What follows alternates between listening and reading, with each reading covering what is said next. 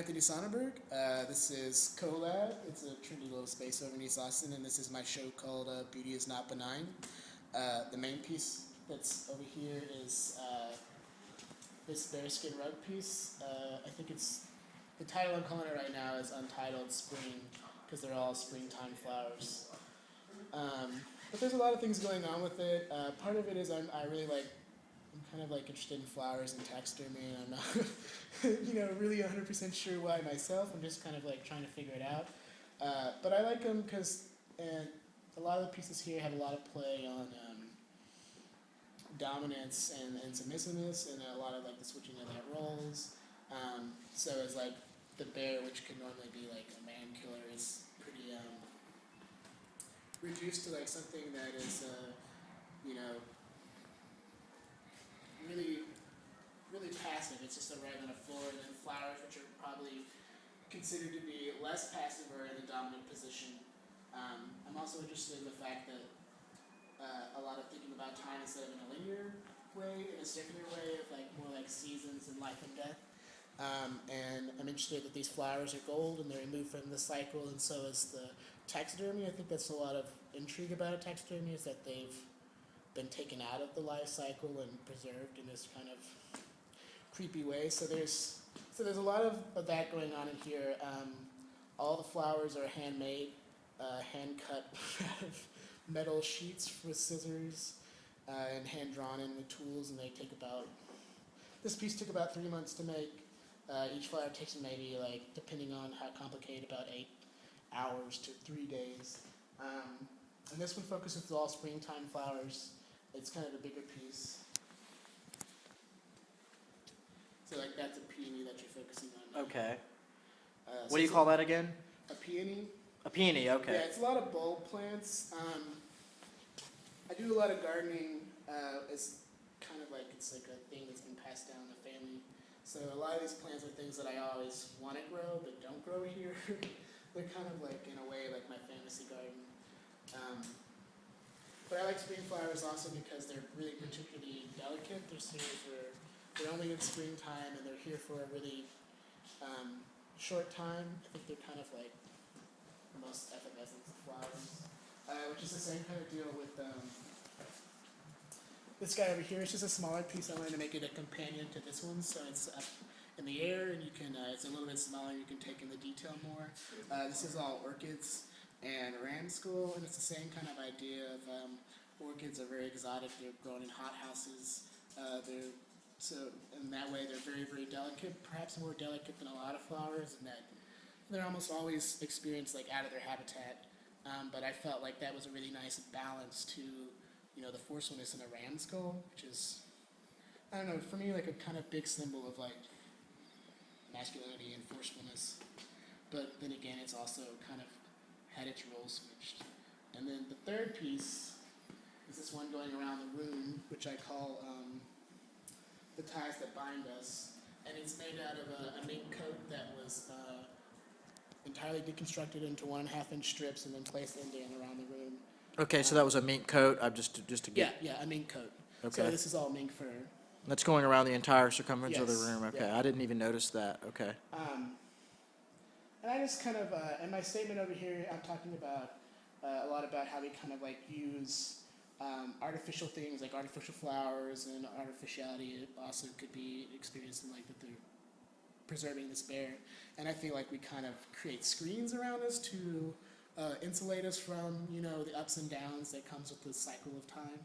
And so in a way I wanted to kind of create this barrier that in a way encompasses you, kind of as a symbol of like the way that we use comforts in our life. But I also think it's really interesting because it just completely makes you think about a fur coat in a different way. It's completely constructed it in a new light. And so now instead of just thinking of it as like a luxury item, you're like kind of measuring it. It's like a measurement now, like a distance. Is that just one coat, or It's one coat. It's yeah. one coat. And it's Okay. not actually. I was hoping that. I can't believe you stretched it that far. Well, I thought honestly it would only go 3 walls, and so I thought it wasn't going to go this far. But not only did it go all 4 walls, I still have like maybe enough for 2 more walls. But I just figured. Interesting, because it makes it look like so much more whenever you have it on the wall. it really makes you rethink about how much fur is in a fur coat. That's true. And that's what I went to go kind of show, and then it ended up surprising even me. Like, I was like, wow. Because I had this pile, and it just seemed to never get smaller. But, so yeah, this is what I've been doing for the last 3 months. Oh, okay. So how do you feel about the use of animals in your pieces overall? As far as like, that is a real bear skin, right? I'm not really anti or pro taxidermy. I'm interested in it because I grew up in a small town where there's a lot of hunting. I'm not a hunter myself. It's kind of like my dad wasn't a hunter, and so I'm not a hunter, and most people I know that are hunters, it's like a family thing. So it's something that I've kind of looked at from the outside and always been intrigued in. But Interesting, though. I guess I should also mention, this isn't like a fresh rug. I mean, this is, 50 years old. Oh, sure. Yeah, that's just to get a better shot of it here. I think this is the best shot we've gotten of the whole piece so far. Right I here. mean, I don't know. So are you going to dismantle this piece and show it anywhere else, or what do you do with this whenever it's not? This one I actually sold. Oh, to it's a friend sold? of mine, yeah. Oh, okay. Where are they going to put it?